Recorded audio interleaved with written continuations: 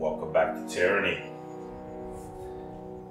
Okay, well, I guess it's time to make my way down and go visit my main man Tunon, the educator. But I see everybody here is itching to speak to me, so let's do that. Eric, what do you have to say? Eric stares at you through his narrow eye slits, saying nothing at all. The only evidence that he still lives in the steam of heavy exhalations that escape the cracks of his helmet. Are you okay in there, Barrack? He continues to stare, unmoving. Though you can't see his face, you get the impression that his mood has darkened even further. The stench that his armor exudes has intensified.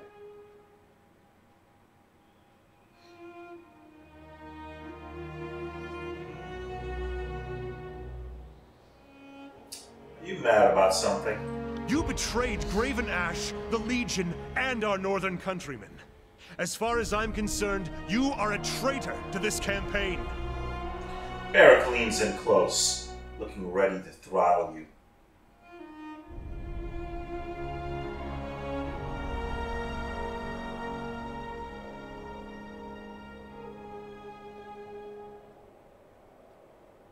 The voices of Narat made a better case. Accept it. I will do no such thing. If the Archon of Secrets won over your admiration, then everything you think or believe is compromised. There can be no trust between us. Let us be clear on one point. You have my blade, but my heart belongs to Ash and the North. I am a weapon bound to you only by duty. Nothing more. Fair enough. Once I'm done here, you could go and you can do whatever it is you do with it this favor. Oh, I just need you as a meat shield.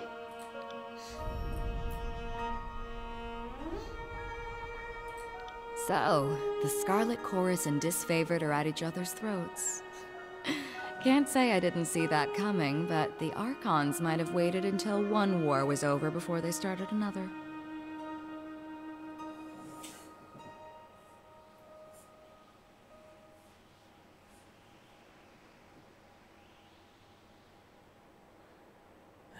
I kind of don't like either of these chases. I know I made the right decision. On the other hand, I'm not going to say their war doesn't interest me, because it does. But out of the two choices, I guess I like this one better. Funny sentiment, considering you're in the center of it. Not that I'm judging. I'll say this much. Our time together is anything but dull. My blades are yours for as long as you'll have me. Noted. I have questions for you. What do you need?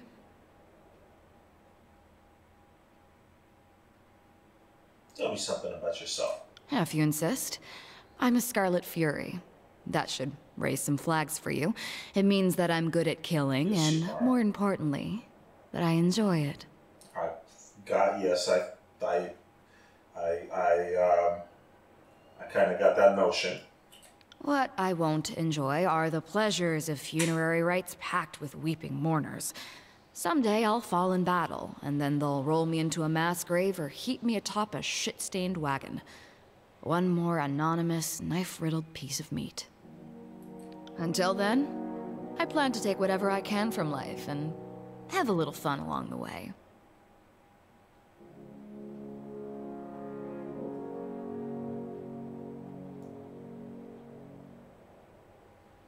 What is the significance of your feathers?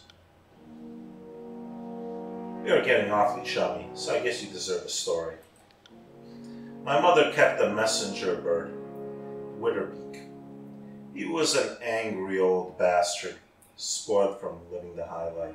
Squawked at my window every single night. Pecked my fingers while I fed him.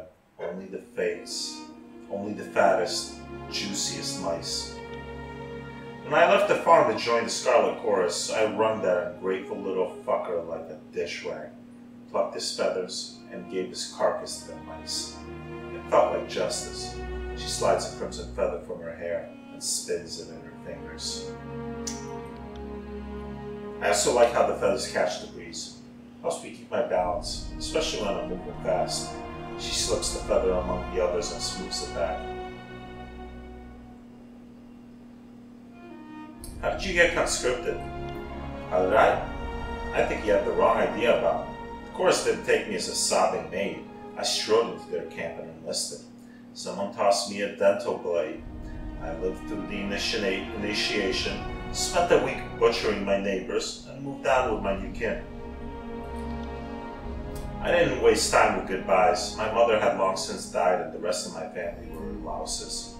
The girl I used to be, even she knew that she was worth more than all of them combined.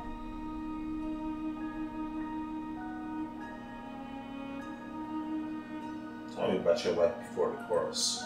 Life? What life? As far as I'm concerned, I didn't exist before the chorus. There was some girl on the farm wearing my face and talking with my voice. She wasn't me. Sometimes she would sneak out at night, take a scythe, and have some fun with the livestock. Our shared interest began and ended there. When the Scarlet Chorus swept through my village on their long trek from the bastard city, that was when I finally woke up. I buried my old life, took red vengeance on anyone who wronged me, and found the freedom I could only dream was out there.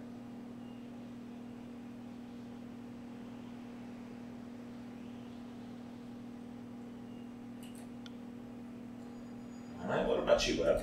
Salutations, Fatebinder. Or should I now call you Lady of Vendrian's Well? The Spire Queen?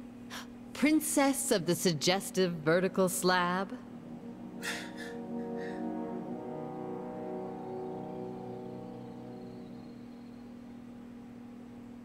Ariel the Unyielding will suffice. So if I might ask, what is your plan now?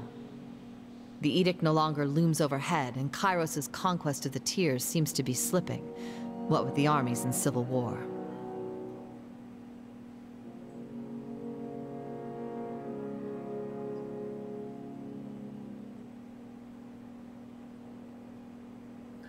First order of business, I should speak with Tunon.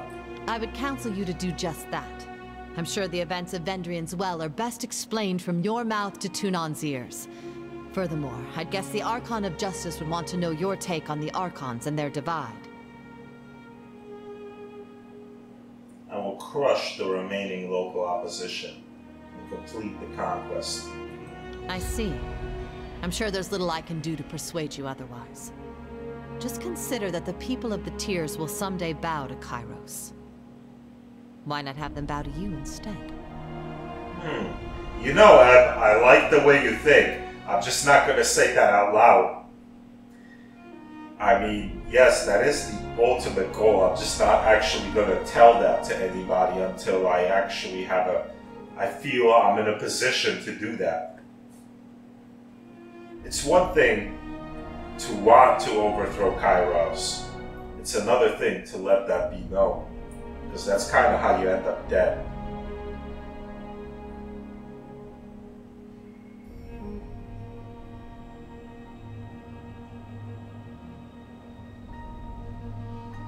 Well, short of Tunon giving you orders on pain of death, you have the luxury of acting on your own volition.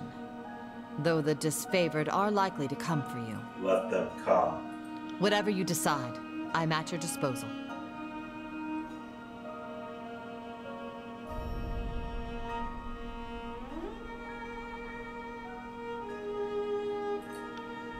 We'll speak again a little bit later.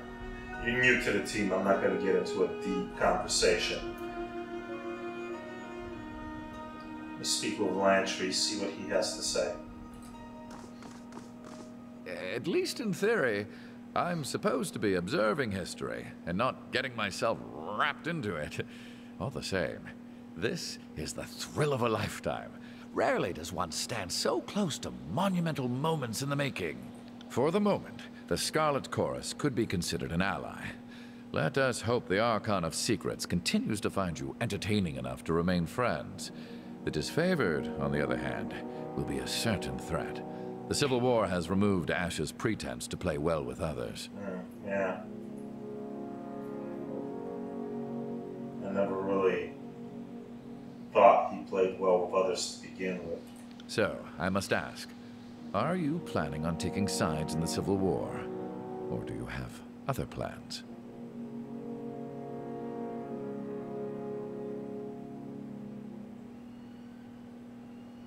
For so long as it suits my purposes, I will work with the Scarlet Chorus. While Graven Ash knows more about war, I contend the Voices of Nerat knows more about victory. The Scarlet Chorus has grown with each passing year. See? Lantry gets it. He understands. The disfavored are too stuck in their own, how should I put it, eliteness. They're like, we're this small elite fighting unit, and that's how we're going to remain, which is great, except, you know, this is a gigantic realm that we have to keep order in, and small elite unit is just not enough. In many ways, the end of the conquest is largely an abstraction. Eventually the tears will be those who have joined the chorus, and the corpses of those who refused. That's to be on the living side of that future. Smart man. Your fatalism does you credit, Scholar. Doesn't it feel good to be on the winning side for a change? Whatever you do next, consider that many eyes will be upon you. For you have both delivered and taken away the Overlord's edicts, and few will know how to make sense of the latter. You are an exception the Archons cannot afford to ignore. They will likely aim to control or destroy you.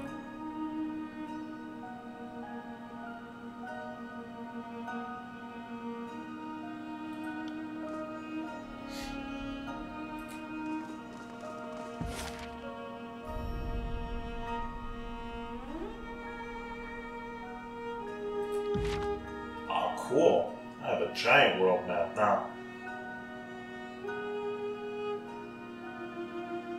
Alright, that's what I saw in my vision. There's the Bastard City, which is where I need to go.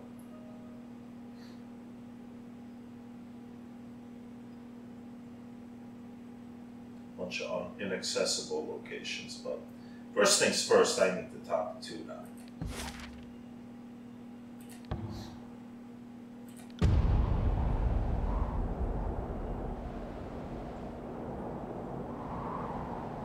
Doesn't look like this game has random encounters.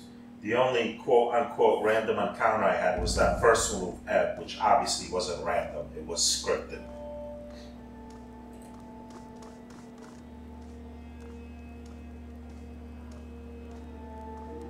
Anybody named here? Except they're all just generic. Oh, wait, we got Lady Lucretius.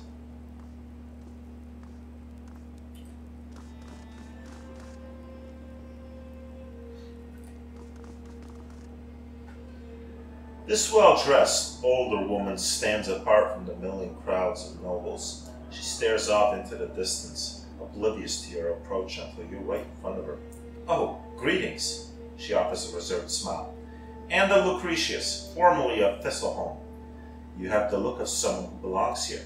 A fate binder, no doubt. She nods. Do you need something from me?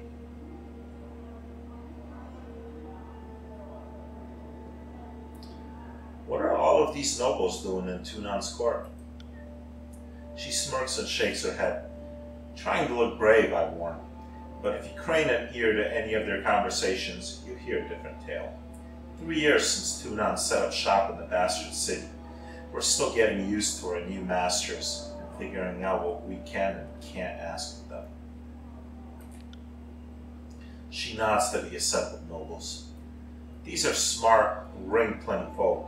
The way they approach Tunon, you'd think they were raised under a tyrant's lash. Some have come to settle a grievance, others to pledge fealty. I've been standing around long enough to know that the educator doesn't care for empty gestures. How has the Bastard City fared since the conquest? The armies claimed the city in a quieter, more organized manner than I might have expected. I can credit them that much to be sure. We've suffered our share of hardships, but it seems that Kairos wants us alive. That's a more generous outcome than some of us were led to believe. What is Thistleholm? The great sigh deflates her. It was my family's ancestral hall. The oldest stones dated back to the years when the bastard city was not but a dozen roofs and a wagon clustering for warmth. Compared to the houses of the great lords, it was nothing special. Age had softened the woods, and its queer placement in the warehouse district set it apart from the finer grounds where lords and ladies strolled for amusement. It was a mess, but our mess all the same. I would invite you over for tea, something stronger even, but it would only disappoint. You'll find naught there but a gaping hole. What happened? Collateral damage happened. When the educator cast his judgment on the bastard city, he destroyed the district of the corrupt merchant kings, their manors, their counting houses, and yes, their warehouses. Aged, dignified Thistleholm collapsed as a massive sinkhole opened under her foundation. Ah yes, I remember that. The bastard city's laws may not have been perfect by Kyrus' standards, but my family followed them with respect, and never took a copper ring more than we deserved. I can't help but feel that my estate was not the criminal Tunon had in mind during his sentencing. So what are you going to do next? That's the question, isn't it? I appealed to the educator, thinking he would see reason. After considering my case for all of 8 seconds, he awarded me a belt of rings and a plot of land on the outskirts of the city. Tunon told me to build anew and start farming. Farming! Can you believe that? She shakes her head. It's not even that I'm opposed to the labor, but we're in a war. I can't have the scarlet horrors breathing down my neck, raiding my crops, and Kairos knows what else.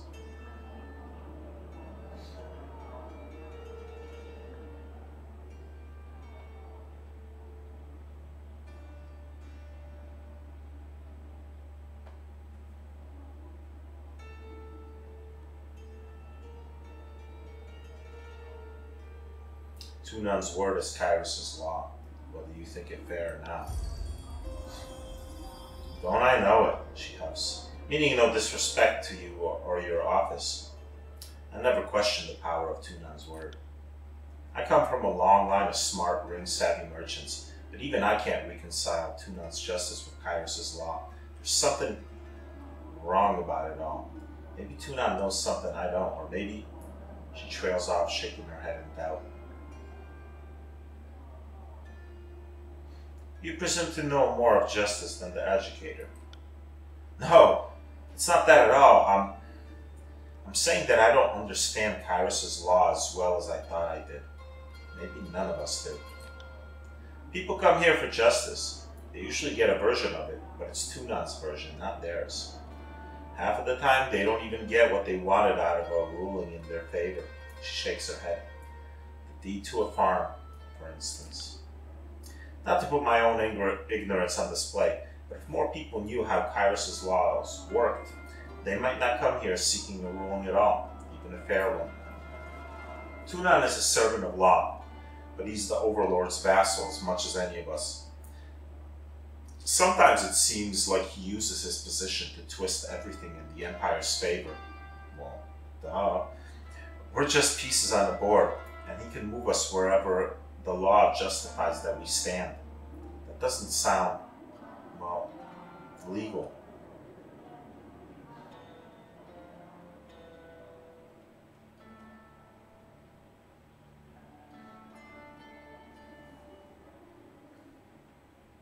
You should know better than to speak ill of the educator in my presence. Forgive me for running my mouth. Before the war, it took more than a harsh word to find one of Bledden Mark's daggers in your back. The times have clearly changed, haven't they? Good day, Fatefinder.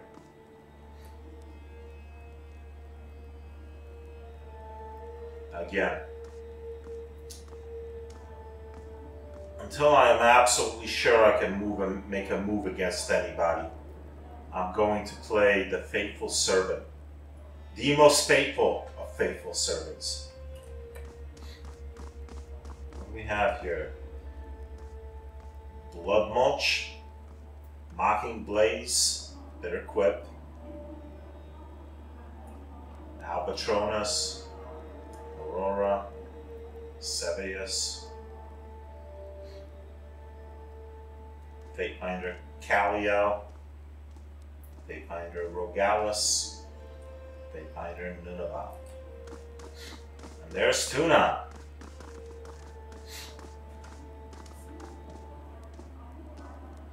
You call yourselves officers of Kairos' army, but your conduct falls short of my expectations. The court finds your accounts of Vendrian's well lacking, rife with misdirection and fallacy, fouled with baseless accusation. The shadows beneath Tunon's cloak darken and flare around him. Murmurs of unease erupt in the court. Well, I'm not about to cut Tunon off. I'm going to let him speak his case, and anybody else until I am formally addressed and asked to speak. Your Honor, I have relayed the events as I experienced them. You can well imagine why my version conflicts with his. She makes a dismissive gesture to the Scarlet Chorus representative. On my honor, and on that of the great general, I would sooner snap my sword than perjure myself before you, Archon. Oh, so you imply that falsehood comes easier to my lips than yours. You're a fool if you believe the Archon of Justice won't see through your lies because the disfavored think themselves better than an honest game. Silence. The contradictions in your statements will be examined, and falsities threshed from truths. If we find you have perjured yourselves, Bled and Mark will see to your fate.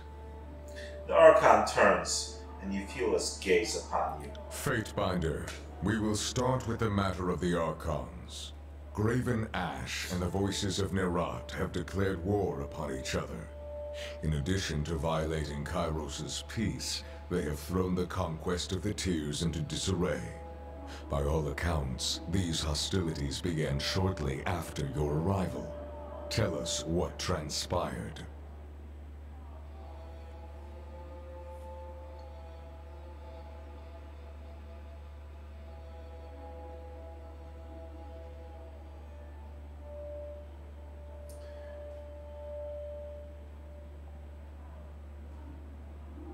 The Archons have been of different minds since the start of this war. Your perspective is appreciated, but the dispositions of the two Archons are already a matter of record. Loyal subjects of Kairos have drawn blood from each other, a cardinal crime. Something happened at Vendrian's Well to trigger this feud. The Archons could not agree on who should lead the siege and descended into accusations of treachery. It seemed a mutual spat. The disfavored were more deserving of the honor. Our tactics and training outmatched the Vendrian Guard at every turn. Well, balderdash. The disfavored couldn't tip over a straw hut if they had a week to strategize. Our howling mob was better equipped to overwhelm the Vendrian Guard. Our recruits were ready to throw themselves at the enemy. If only Ash and his legion would agree to a plan. The Fatebinder presents testimony. I warn you both against speaking out of turn. Something more than a mere disagreement unraveled this campaign. But I will return to that in time. Let us speak of Ascension Hall. From all accounts, it would seem you were instrumental in its capture, or so the petitioner of the Scarlet Chorus testifies. The disfavored commander has a dimmer view of the matter. Lend me your perspective. I joined with the Scarlet Chorus. We took the Citadel with an unstoppable advance. The edict meant certain doom if the siege failed. So why, when your survival depended on it, did you join your strength to the Scarlet Chorus and not the elite disfavored?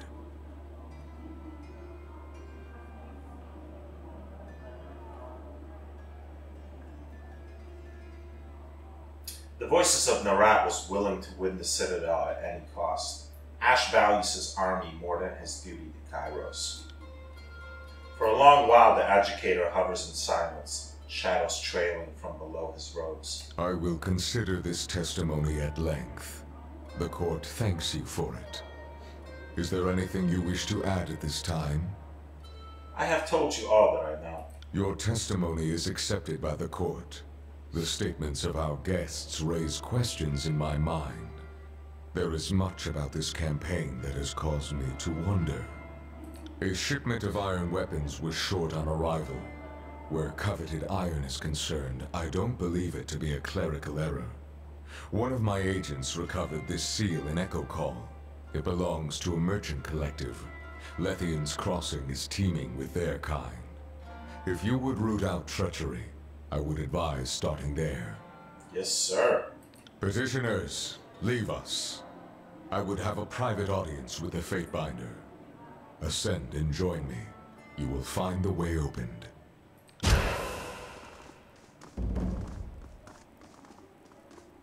Can I talk to these other Fatebinders? Fatebinder, you return. Rogaus looks you up and down with an inscrutable expression. You look as if you have questions for me to untangle. Ask. I am feeling generous. Tell me about some of the past Archons. Nox Mireia, the Archon of Pestilence, was disliked in her circles.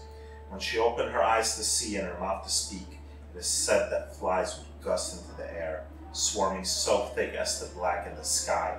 She died in the 20th year of her birth, following a string of unusual and grotesque symptoms.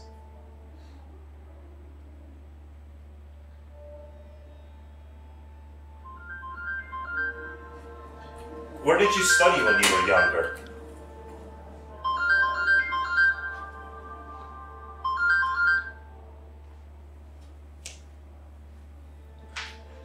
I've been a ward of the court for as long as I've been aware. As a child, I demonstrated wholly perfect recall, and I absorbed all that Tunon and my tutors had to offer. I remember hating all the lectures and wishing I could learn at my pace. Funny how I envied the sages of the Tears, how they could spend their whole lives reading and never exhaust their library. Of course, now the Vellum Citadel is nothing more than a burning waste. What do you think about the other Fatebinders? You'll need to be more specific than that, I'm afraid. There is, on last count, slightly more than a handful of us.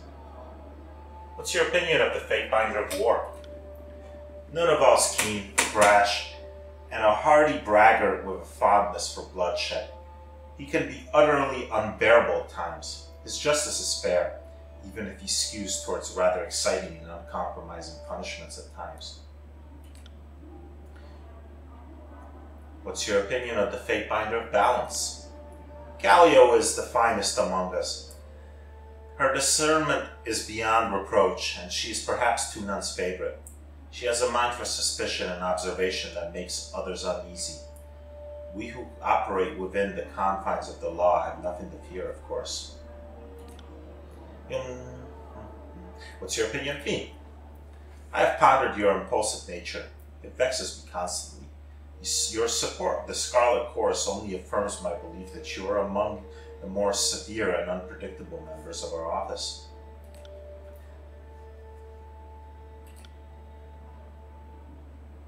Can you tell me about the old walls on the Bane? We know little enough about the ancient structures, save that they predate all historical record. The forbidding ruins crisscross the Tears and North alike centuries before we raised our cities. The only one old enough to guess is likely Kairos. The Bane are found in the old walls, but much of their defining qualities still escape me. They are creatures of smoke, claw, and fang. If you find yourself unfortunate enough to fight one, remember that spells are effective against them, but grab the attention of others lurking near.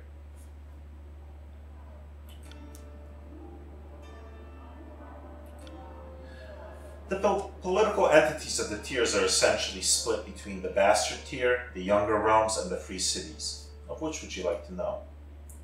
Tell me about the Bastard Tier. The Bastard Tier is the most northern of the Tiers and was the first to bow to Kairos' reign, though the knee they bent felt unwilling. Kairos had his eye on the Bastard Tier for many years before he marched on our capital city. This is the hub of trade and commerce.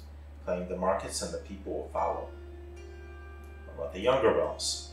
The Younger Realms sprawl the middle and southernmost tiers and can be cataloged as follows: Apex, Azure, Haven, and Stalwart.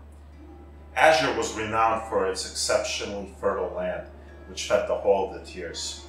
This was before Kairos' edict of stone blighted the land. Stalwart is also worth mention, for it comprises the whole of the southernmost tier and proves the toughest and most defensible of the realms. It is often said that the other realms will not fall while Stalwart yet stands.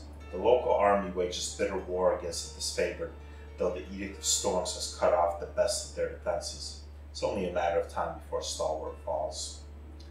And what about the free cities? The younger realms sprawl the middle and southernmost tiers and can be cataloged with... Didn't I just... Oh, I must have clicked on this by mistake. There are 3 free cities remaining: Last Harbor, Spiral's Maw, and Barris in Chains. The first and strongest of the free cities was the Setting Sun, which Kairos crushed in 429 with the Edict of Tumult. After that, the remaining free cities were quick to surrender. Muriel the Unyielding, I see you've returned to the fold. Your exploits in Vendrian's Well are a matter of some discussion. The Fatebinder Balance regards you with a discerning eye, and for a moment you feel as if she's trying to peer into the very depths of your mind. What can I do for you now? Callio touches a gentle hand to your shoulder. Has anything happened while I was away? Rogal has traveled to the Vellum Citadel to secure the archives for a gracious overlord. The sages there proved more stubborn than we'd anticipated, so Rogals was forced to proclaim Kairos' Edict of Fire, consuming the Citadel in a gulf of eternal flames. A sad affair. You seem to know much of my actions. Have you been spying on me? I'm gonna skip that. How have you occupied your time in the Bastard City?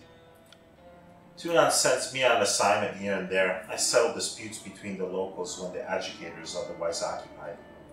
Everything from trade disagreements to pushing chorus squatters out of the basements. Real rewarding work. She waves it off.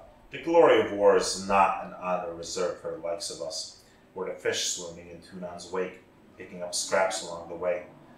We're rather large and imposing compared to the bottom feeders of the tiers, but fish all the same. I'd like to know more about Tunon.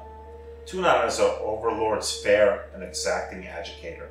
He speaks with the voice of Kairos' law, and his word is judgment. All of this and more you can learn by asking him yourself. Go on, or does he intimidate you still? She chuckles softly. I jest, of course.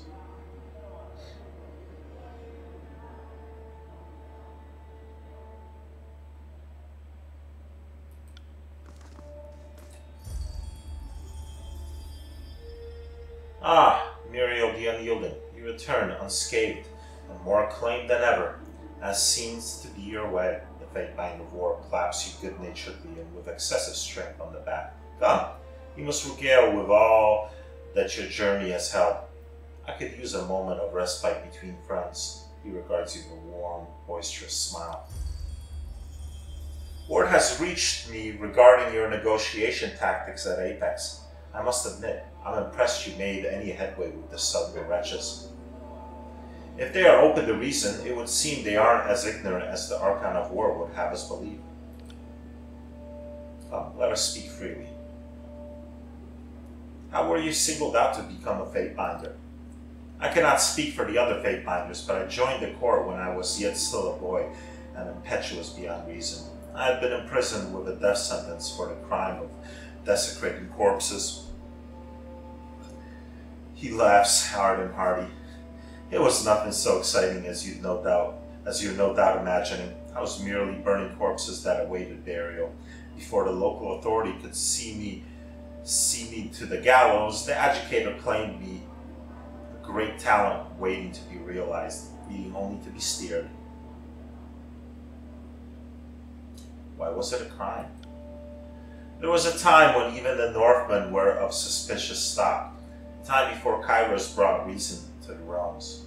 The people of my city believed that without proper rites, I was cheating our fallen warriors from returning to the land. It's a good thing Tunon spared you. As I have said, the educator saw within me something of rare value, as is true for all of us. You as well were chosen for our great court, for which I am grateful. As the Fatebinder of War, I rely heavily on your talents. I'm curious about Tunon's masks. They can be rather unsettling, can't they? Even to one such as me. But I can assure you, the innocent need not fear the objective, emotionless gaze. What of the educator's mask specifically would you like to know? I want to know about the silent face. The silent face is the face that Tunon shows us now, and for that we are fortunate beyond belief. The silent face is a patient face. A face for listening, as Tunon presides over all matters brought to the court, taking great pains to ensure all sides of an issue are heard. What about the face of resolve? Tunon's last known donning of the face of resolve was the moment he judged and called ruin to half the districts in the bastard city. Since then, he has ruled our northern tier justly, calmly, and with efficient diplomacy. And the face that is no more? Tunon is said to have worn a third mask in eons past. I have heard rumor that the face displeased Kairos and thus was destroyed, as happens to all persons and objects that displease our overlord. Have you ever seen Tunon change his masks? In the way that you or I would change our raiment? No, not as such. And yet I have seen the masks shift. They switch without the educator or anyone so much as laying a hand on them. It's not something you can watch unfold. After a time, you merely realize it has already happened.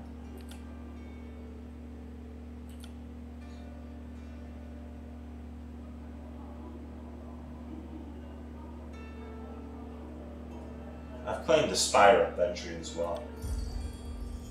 So, the court's whispers are true. The Fatebinder rubs his fingers along the underside of his chin, pondering his thoughts with great weight. After a moment, he offers you a wistful sort of smile. Someday, I would like to witness for myself this tower that has risen above the realms like a blade thrust into the sky. I would hear of your past victories in the war, or of recent events. Have you not yet tired of my tales, Muriel the Unyielding? I do admit I am never tired of telling them. He laughs heartily indeed. Very well then, let me champion the feats of my conquest. Let the glory of Kairos' reign fall on any ears that would hear of it. You may be interested to know that as of late, I've entreated a forge-bound smith to craft me an iron sword, one he claims will not break in battle. However, and rather unfortunately, there appears to be an extended period of delay for the delivery of goods promised, even for a Fatebinder. That's enough for now. Let's be off. Go on, talk to Tunon. I imagine it's up these stairs. There he is.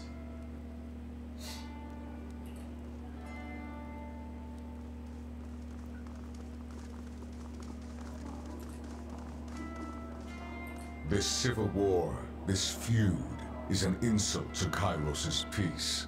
It should not have taken the better part of a year to silence the last vestiges of the Oathbreakers. Tunon regards you in thoughtful silence. I agree, Your Honor. Our allies squabble while our enemies regroup. It falls upon the court to measure the extent of the damage, and to execute the agents of disorder. I suspect that treachery, negligence, disunity, and greed have infected one or both of our esteemed allies. Until you are instructed otherwise, this matter is the court's primary focus. Graven Ash and the voices of Nerat must be examined in close detail. You are charged with observing the Archons and presenting your case that one of them has wrought chaos and disorder upon the tiers. I will make this my mission, Your Honor. As always, you will be held accountable for what you do in the court's name. But you are free to conduct your investigation in the manner of your choosing. You must expect lies, misdirection, and manipulation. Of course. Suffer not such obstructions of justice. Never. They say the voices of Nerat holds you in higher regard than most. Use this alliance to enter his confidence.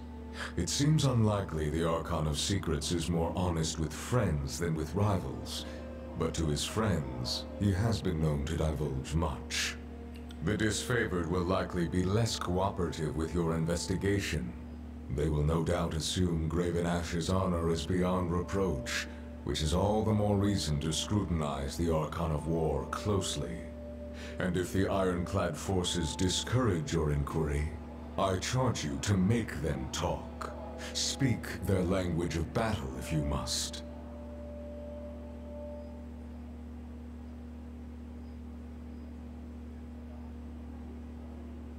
Exacting information from this favor sounds like a worthy challenge. Remember, your bloodlust must always be tempered by Kairos' laws. You may defend yourself against the disfavored. Because they are warring with the Scarlet Chorus, you may claim the defense of the Chorus. Your fellow Fatebinders have been busy acting as my eyes and ears. I have a few leads for you to follow. You should, of course, speak with your brothers and sisters of the court if you need further counsel. I already have. Though the disfavored were triumphant in the Blade Grave, I understand that their troubles within the region are unfinished. Talk to the disfavored commanders serving in the Blade Grave.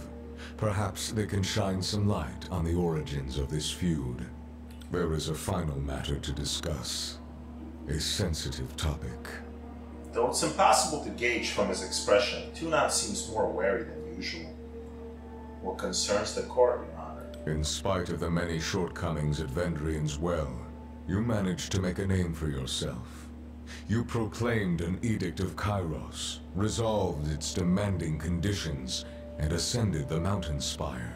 Any one of these feats would be worthy of recognition by the highest authority. You managed to accomplish 3. Tunon hovers in observance, awaiting a response.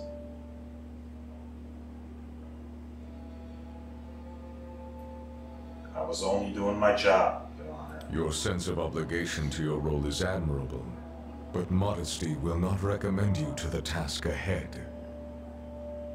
Whether by design or by accident, you have captured the attention of Kairos' army and the local tiersmen alike. This is no small opportunity, and the court charges you with exploiting your new standing to its fullest potential. Oh, believe me, I plan to. You have a title in our hierarchy. However, it's a little-known secret that one's standing in the world is determined by their infamy, their deeds, and how they come to be known. Mind this notion as you bring justice to this lawless frontier. There may come a time when your deeds speak for you louder than any title. If your killing spree in the bastard city is any indication, you are no stranger to spreading infamy already. Tunon nods in approval. Whatever you did to capture the attention of the masses at Vendrian's Well, I would encourage you to do so again.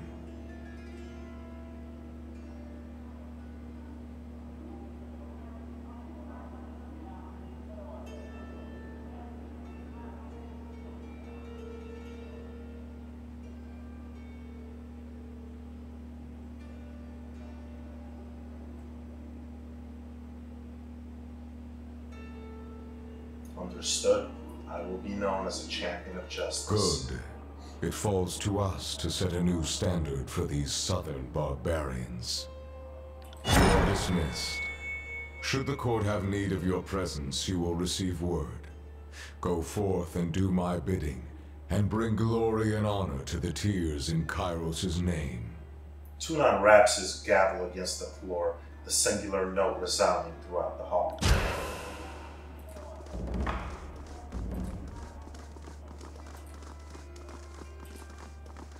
Nice.